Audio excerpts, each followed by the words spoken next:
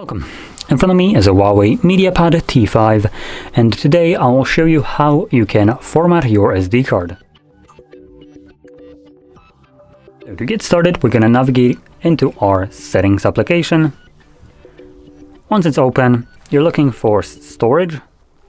So it's visible for me like right here. Now in here we're going to select our SD card. Should be under portable storage, and you have a couple options. You have eject or format. Obviously we want to format it, so that's what I'm going to select.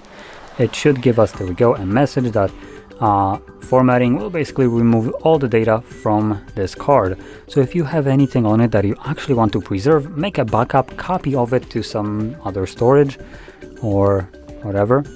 And once you prepped, meaning you have a backup of whatever you want to keep, you can then select erase and format.